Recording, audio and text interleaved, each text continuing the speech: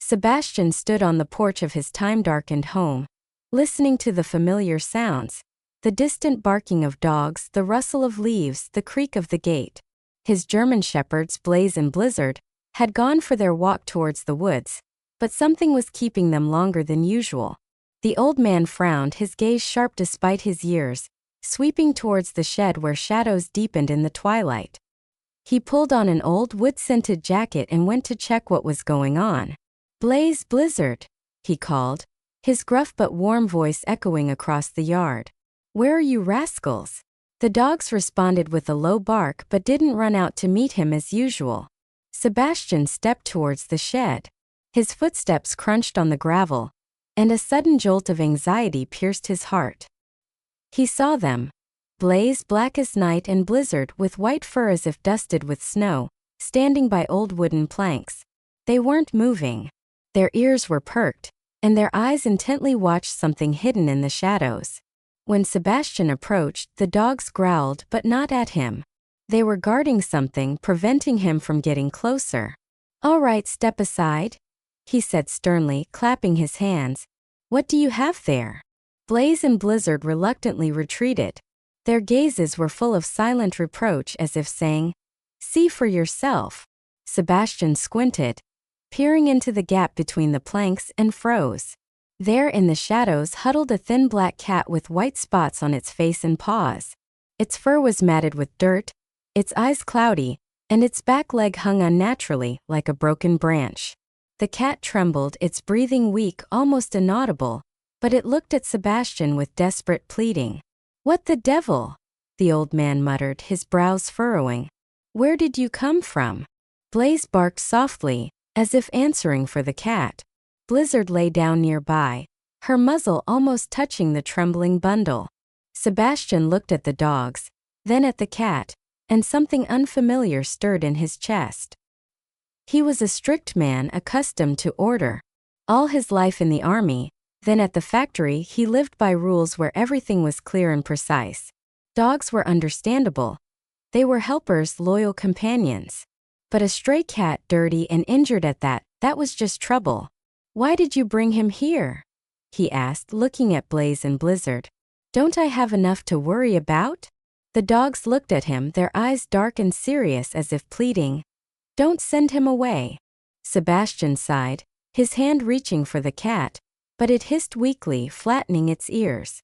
The old man stopped, his fingers frozen in the air. He saw the cat trembling, its sides heaving with weak breaths, and something shifted within him. He remembered how as a child in this same town, he used to find injured birds and bring them home, how his mother taught him, "If you can help, Sebastian, help. That's what humanity is." "All right," he mumbled, his voice softening. "You can stay one night, and then we'll see."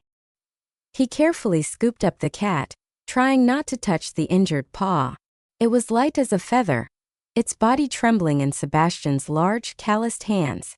Blaze and Blizzard walked beside him, their steps silent, but they stayed close, as if guarding their foundling. Sebastian brought the cat into the house, placing it on an old blanket by the wood stove, where it was warm. He looked at it, at its cloudy eyes, its dirty fur, and felt something long forgotten stirring in his chest.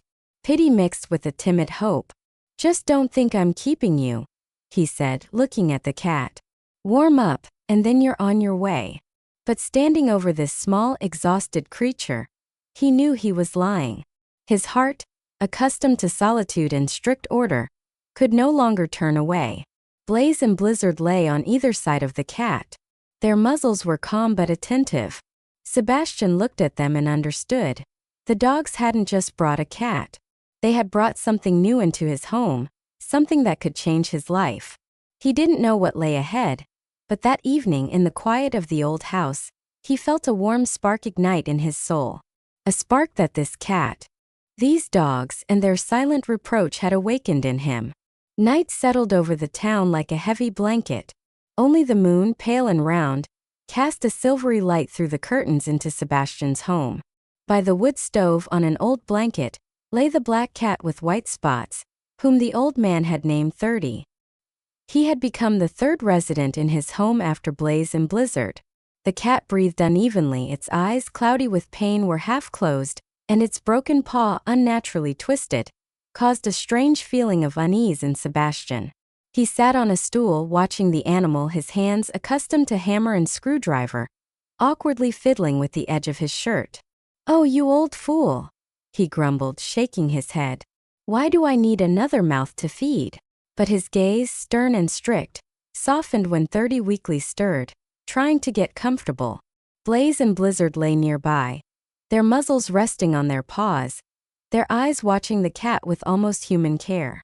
Sebastian frowned, trying to understand why his dogs, always so vigilant, had accepted this foundling as their own.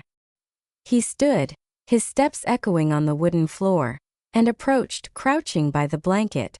"Well, let's see what's wrong with you," he said softly. His voice was gruff, but an unfamiliar tenderness trembled in it. He carefully touched the cat's paw, trying not to cause pain. 30 weakly hissed but didn't flinch, as if understanding that this big man meant him no harm. Sebastian, recalling his youth in the country where he helped his father treat livestock, felt the paw.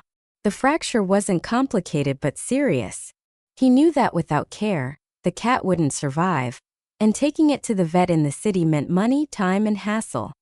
His pension, modest but meticulously calculated, barely covered his and the dog's needs. And yet, looking at 30, at its trembling little body, he couldn't just turn away. "All right," he mumbled, standing up. "We'll try to patch you up." He rummaged in the pantry. Among old tools and rags, he found thin wooden splints and a bandage left over from an old first aid kit. His hands, callous from work, moved carefully, almost gently, as he fashioned a splint for the paw. 30 tolerated it, its eyes, though cloudy, followed the old man's every move. Sebastian fixed the splints, muttering to himself, "Hang in there, little guy. It's no good suffering like this."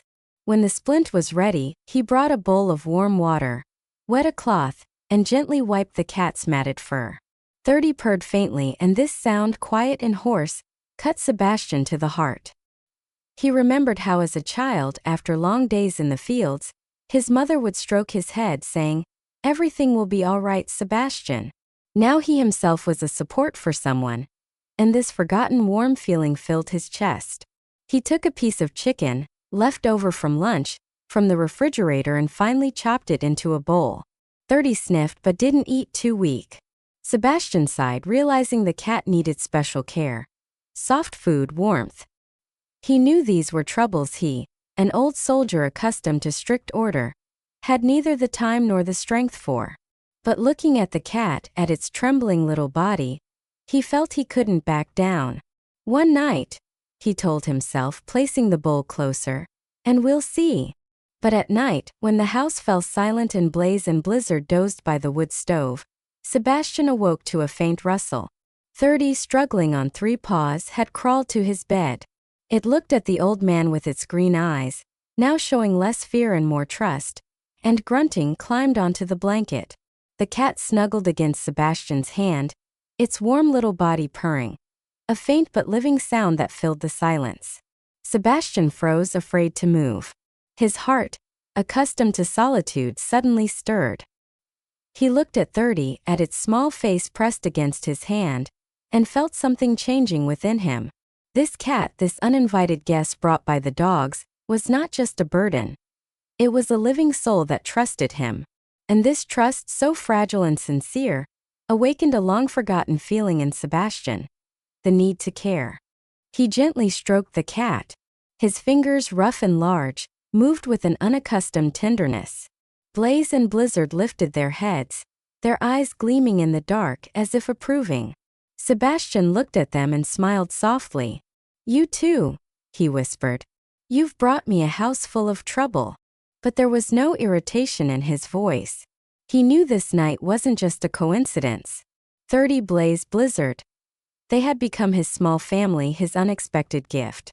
And in that moment, in the quiet of the old house, smelling of wood and the warmth of the stove, he felt his heart, long accustomed to loneliness, begin to thaw. He didn't know what lay ahead. But that night, with the cat by his hand and the dogs at his feet, He felt life had given him a chance to learn to love again. Morning in the town arrived with a light fog that lay over the gardens, and the sun, barely breaking through the clouds, painted golden stripes on the wooden fence.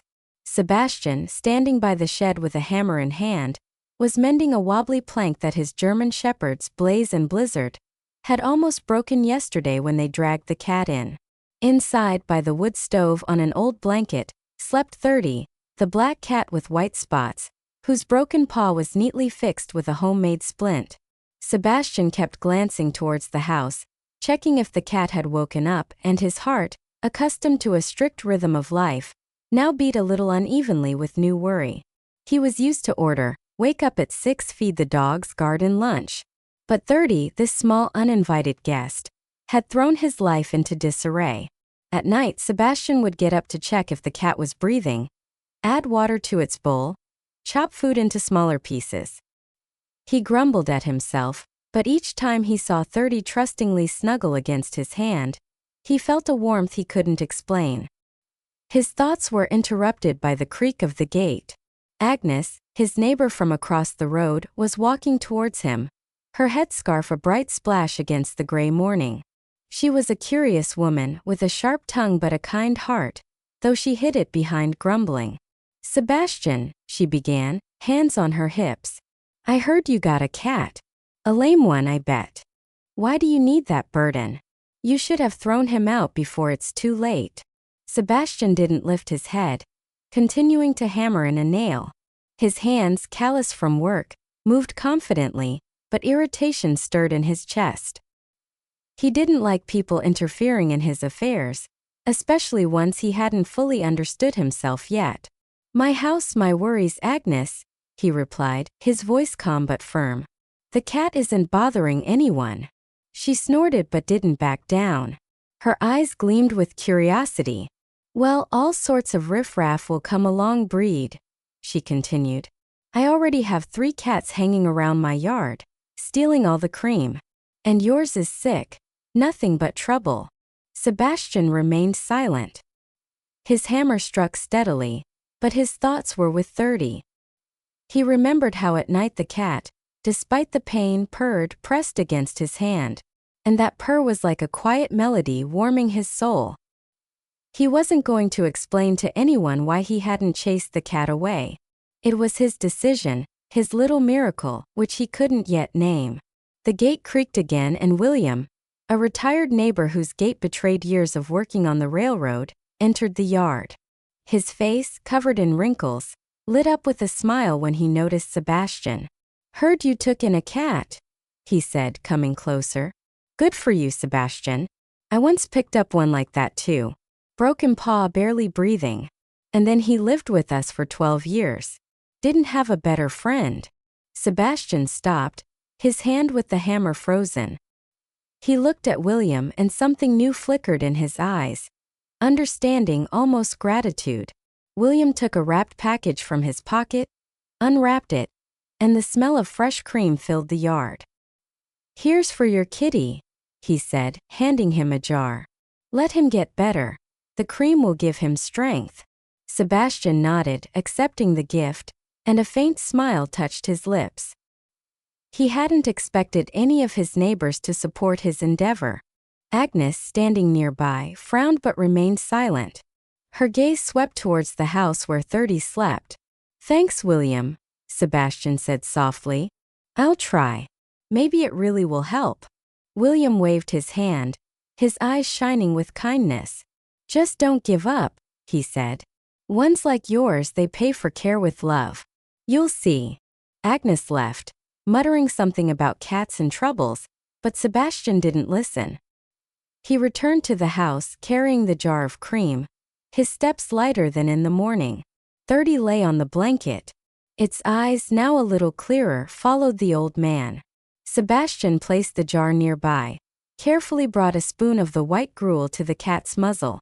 30 sniffed, its little nose quivering, and it weakly licked the treat.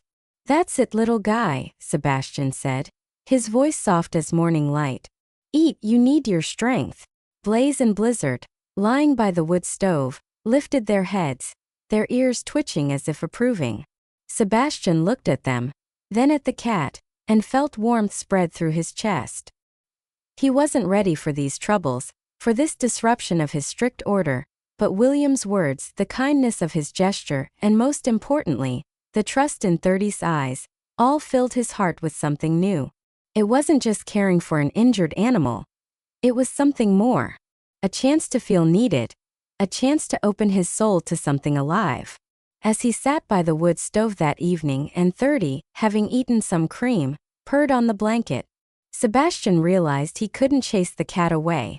Not because he felt pity, but because this small foundling brought by the dogs had already become part of his home. Blaze and Blizzard lay down next to the cat, their warm bodies surrounding it like guardians, and Sebastian, looking at them, felt his loneliness recede. He didn't know what lay ahead, but in that moment, in the warmth of the wood stove and the soft purr, he felt, this cat, these dogs, this house, they had become his family, his little miracle that warmed his soul. The autumn day in the town was quiet.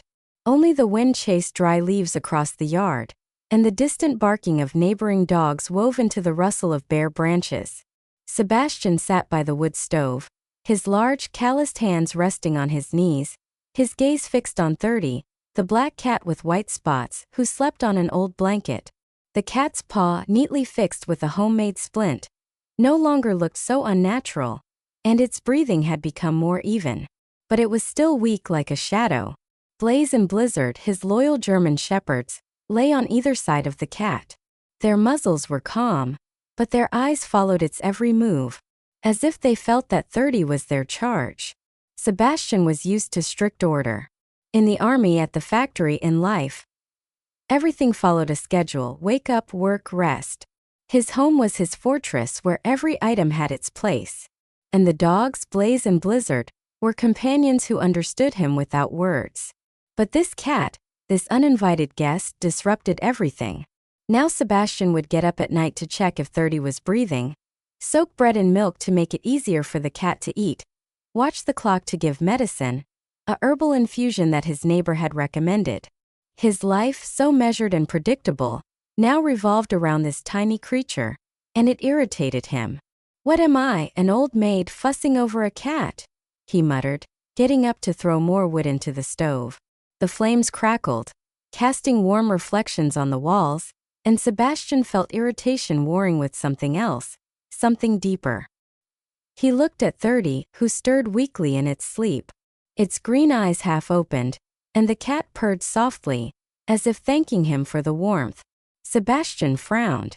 His hands, accustomed to hard work, suddenly wanted to touch the soft fur. He held back, but his heart stirred. This cat, so fragile and dependent, looked at him with a trust Sebastian hadn't seen in years. It wasn't just an animal. It was a living soul that needed him. And this unfamiliar, warm feeling scared him. I'll find you owners, he said, looking at 30. Young people who have time to fuss with cats. Why do I need this bother? But the words sounded empty, like the autumn wind. He knew he was lying to himself. Yesterday, when 30, limping, climbed onto his lap and purred, Sebastian felt something thaw within him. It wasn't just a purr. It was a melody that filled his home with life.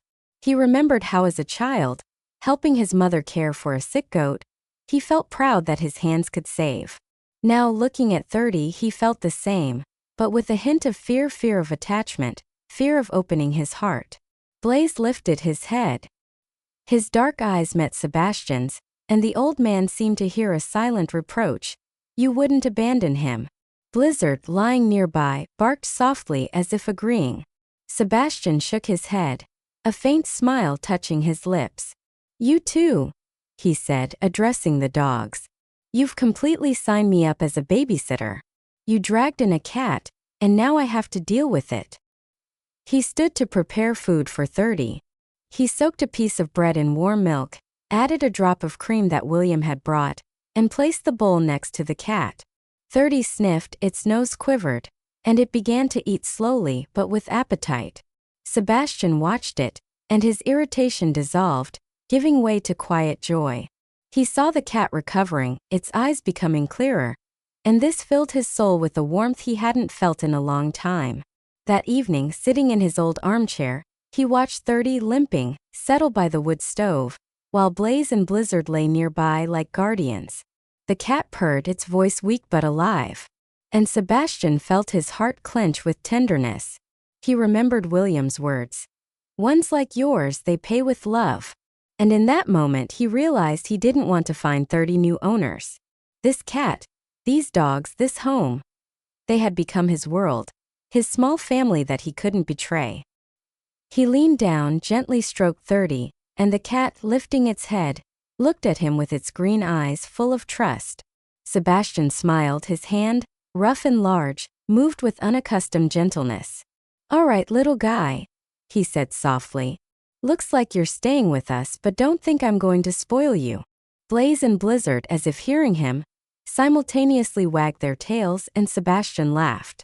His laugh was quiet but sincere.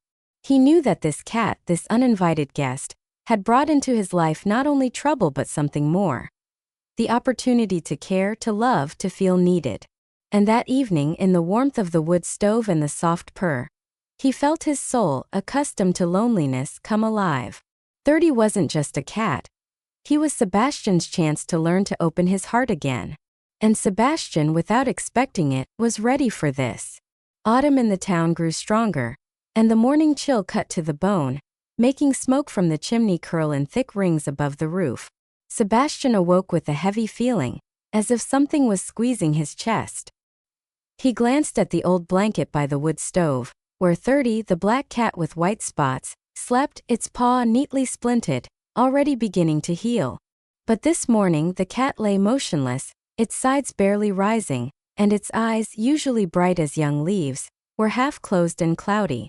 Blaze and Blizzard, his loyal German shepherds, didn't leave its side. Their muzzles rested on their paws, and their gazes were full of anxiety, as if they sensed trouble. Sebastian, accustomed to strict order, felt his heart clench with fear, not for himself, but for this little foundling that the dogs had brought into his home. He knelt beside 30.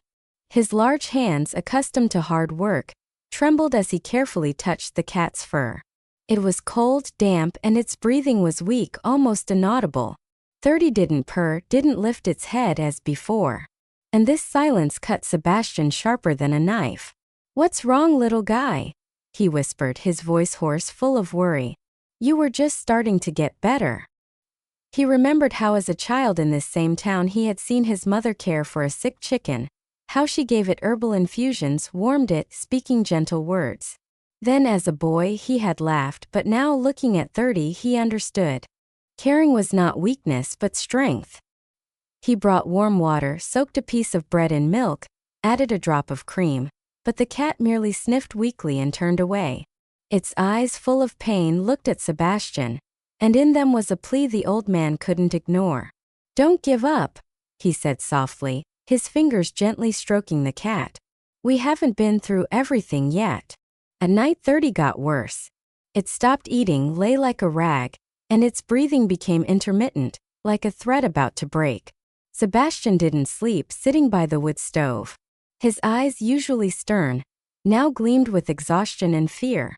He fed the cat with a spoon, drop by drop, warmed it, wrapping it in an old scarf that smelled of wood and home. Blaze and Blizzard didn't leave its side. Their warm bodies surrounded 30, as if trying to transfer their strength to it. Sebastian looked at them, and his heart ached with pain. He, a man accustomed to discipline, to control, felt helpless for the first time. "Lord," he whispered, his voice trembling like an autumn leaf, "if I'm doing something wrong, teach me. Give him strength." This wasn't a prayer in the usual sense. Sebastian rarely appealed to heaven, but it was a cry from a soul full of hope. He remembered how in the army, standing guard on a freezing night, he looked at the stars and thought of home, of his mother, of her kindness. Now that kindness, which he had inherited but rarely showed, burst forth. He couldn't lose 30, not now, when this cat had become a part of his life, his little miracle that the dogs had brought into his home. By morning, 30 had grown even weaker. Its eyes closed, and its breathing became so quiet that Sebastian feared it would stop any moment. He sat nearby, his hands rough and large, trembled as he stroked the cat, trying to transfer warmth to it. Blaze whimpered softly, its muzzle touched 30's paw, and Blizzard lay closer, her white fur mingling with the cat's black fur. Sebastian looked at them, and his heart beat unevenly, as if battling despair. "You brought him here," he said to the dogs, his voice full of pain. "Not for him to leave like this. Help me, guys." He remembered the words of William, his neighbor, who said that ones like 30 pay with love. Now that love, that trust the cat had given him, became his anchor.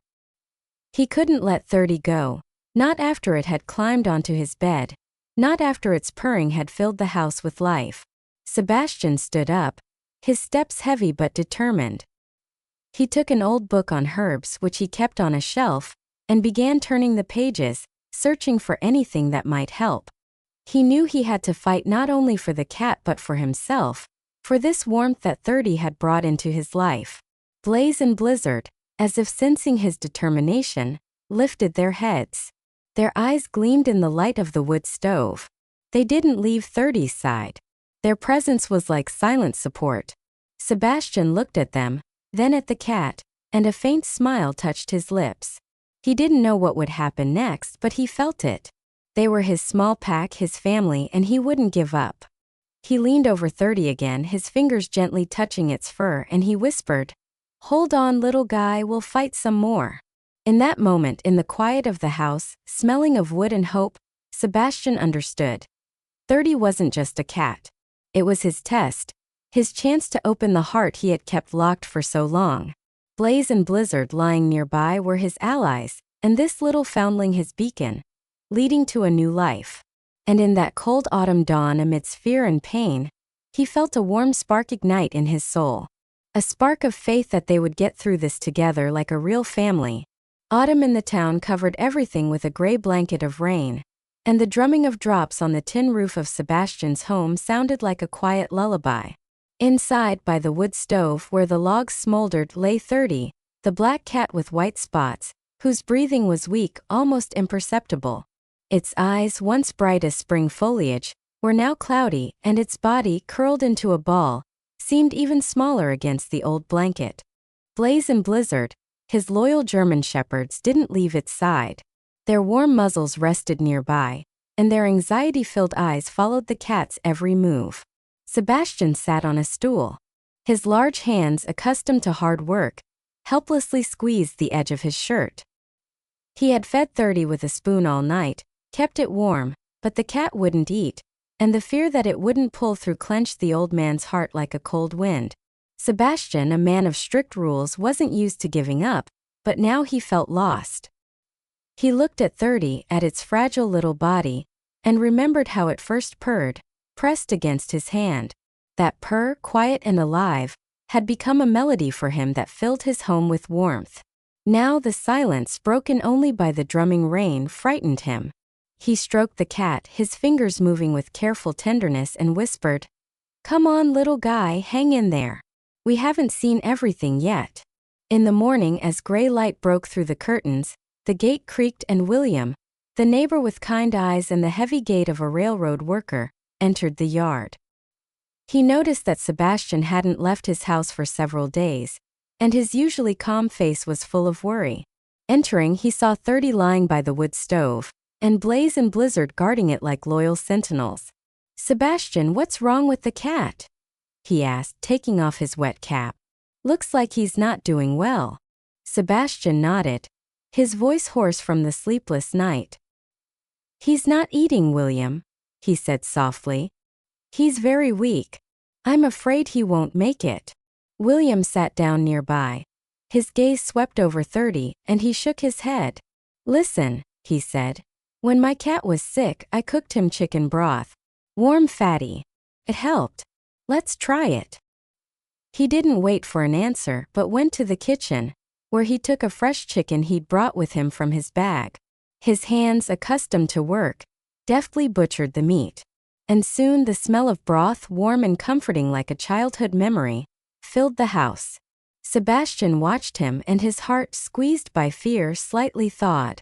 He wasn't used to accepting help, but William's kindness, his simple, sincere care, was like a ray of light on this gray day. By noon, Agnes, the neighbor whose sharp tongue usually cut without mercy, knocked on the door. She had learned from others that Sebastian's cat was sick, and to his surprise, she came not with reproaches but with a small bottle in her hand.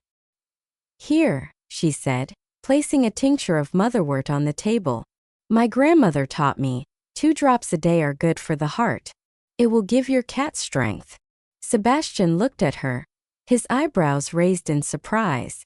Agnes, noticing his gaze, blushed and added, "Don't think I've gotten sentimental. I just feel sorry for the animal. And you, Sebastian, don't give up. He's counting on you." She left, leaving a faint scent of herbs behind, and Sebastian felt his soul fill with warmth. He, a man accustomed to considering himself unsociable, suddenly realized he wasn't alone. Neighbors, whom he had kept at a distance, came to him with help. And it wasn't just sympathy. It was faith in his care, in his heart, which he had hidden for so long. By evening, Anne, the postwoman, whose steps through the town were always accompanied by a clear voice, stopped by. She brought letters and, seeing 30, shook her head. "How's your kitty doing, Sebastian?" she asked, her eyes gleaming with kindness. "He's recovering, we're trying," he replied. His voice was quiet, but hope had appeared in it.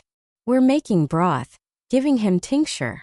And nodded, her smile warm as a sunbeam. "You hang in there," she said. "A cat like that, with such protectors." She nodded at Blaze and Blizzard. "He'll definitely pull through." Sebastian looked at her, at William, who was stirring the broth, and felt his loneliness dissolve. He always thought he didn't need anyone. But now, with 30 lying by the wood stove, and his neighbors coming with help, he understood. His home was not just walls, but also the people who saw his care, his struggle. Blaze and Blizzard, lying next to the cat, whimpered softly, as if supporting him. And Sebastian, looking at them, felt that they were his pack, his family. By night, 30 began to revive. It weakly licked the warm broth that Sebastian brought to its muzzle, and its eyes, though cloudy, sparkled with a hint of life. Sebastian smiled, his hand gently stroking the cat, and his heart beat more steadily. He looked at Blaze and Blizzard, at their calm muzzles, and whispered, "Thank you guys. You knew who to bring. The broth, the tincture, the neighbor's care. All of it began to work, but most importantly, what 30 felt was the love that surrounded it." Sebastian, sitting by the wood stove, looked at the cat and understood. This struggle was not only for 30's life but for his own heart, which had opened to something more than order and discipline. He didn't know what lay ahead. But that evening, amidst the smell of broth and the warmth of the wood stove, he felt they would succeed. 30, Blaze, Blizzard, the neighbors, they were all part of his world, his little miracle that filled his soul with hope and warmth. Sebastian's home smelled of wood and warm bread, and the wood stove, crackling, filled the room with cozy warmth. At its base, on an old blanket, slept 30, the black cat with white spots, whose fur now gleamed like coal in the sun, and whose green eyes shone like young leaves. Its paw, once broken, had healed, leaving only a slight limp that didn't hinder its graceful movement around the house. Blaze and Blizzard, the loyal German shepherds, lay nearby, their muzzles resting on their paws, their calm gazes watching the cat as if it were a younger sibling. Sebastian sat in his old armchair, his calloused hands holding a mug of herbal tea. He watched 30, who was curled up, purring softly, and felt his heart, accustomed to solitude, now beating in rhythm with this home, alive, warm, full of love. 6 months ago, when the dogs dragged in this half-dead cat, Sebastian had grumbled that he didn't want any extra trouble. But now, looking at 30, at its fluffy tail that lazily swayed in its sleep, he understood. This cat, these dogs, this home, they had become his family, his quiet happiness. "Well, you rascal," he said, smiling when 30 opened one eye and looked at him. "You came in, disrupted my order, and now look how comfortable you are. Like you own the place." The cat purred softly, its little face nuzzling Sebastian's hand, and the old man felt warmth spread through his chest. He remembered those nights when he feared 30 wouldn't survive, when he fed it with a spoon, warmed it, prayed without even realizing it. Then, in the darkest moment, He understood that this cat wasn't just a guest but a part of his life, his beacon that helped him open his heart. Blaze and Blizzard, lying nearby, seemed to sense his thoughts. Their tails wagged in sync, and their eyes gleamed like stars in the winter sky. The town had changed too. Agnes, who once grumbled about cats, now came with fish or cream for 30. Her sharp tongue had softened, and kindness appeared in her eyes. She would sit on the porch with Sebastian, sipping tea, and talk about her grandchildren, how they asked to bring the cat to visit. "You, Sebastian, did good," she would say, her voice warm without its usual grumbling. "You didn't chase him away, otherwise how many like him are freezing in yards? And your 30 now lives like a king." Sebastian smiled, his hand stroking the cat that had climbed onto his lap. He wasn't used to praise, but Agnes's words warmed his soul. William, the retired railroad worker neighbor, also became a frequent visitor. He brought broth for 30, told stories about his own cat who was once his friend, and looked at Sebastian with respect. "You, Sebastian, didn't just save a cat," he once said, sitting by the wood stove. "You gave yourself a new life. I see how your eyes now sparkle." Sebastian nodded, his gaze drifting over 30, who was now playing with a ball of yarn, rolling it across the floor. Blaze and Blizzard watched him, their faces full of pride, as if they knew their choice to bring in this cat was the right one. Sebastian looked at them and felt his soul, once closed to everyone, now open like a window on a spring day. In the morning, he would wake up to 30's purr, who would settle on his chest. Its warm little body was a reminder that life wasn't just about order, but also about love. Blaze and Blizzard lay on the floor, their breathing even, their presence as reliable as the walls of the house. Sebastian would get up, feed his small pack, and each day began with the feeling that he was needed, that his care had meaning. One evening, sitting on the porch, he watched the snow sparkle in the lantern light. 30 sat nearby, its green eyes following the falling snowflakes, and Blaze and Blizzard settled at his feet. Their fur was dusted with snow. Sebastian stroked the cat, his hand moving slowly, with a tenderness he hadn't known in himself before. "You taught me," he said softly, looking at his animals. "You taught me not to be afraid to open my heart. At our age, that's especially important." 30 purred louder. Its little face pressed against Sebastian's hand, and the dogs, as if understanding, moved closer. Sebastian looked at them, and his heart filled with quiet happiness. Not loud, not turbulent, but warm like the moonlight. He realized that the loneliness that had been his companion for so long was gone. His home had come alive, filled with voices, purrs, and the patter of paws. Agnes, William, and even they had become part of this warmth, this new life. "Maybe this is happiness," he whispered, looking at the stars that shone over the town. "To know that you are needed, that your love is cherished by someone."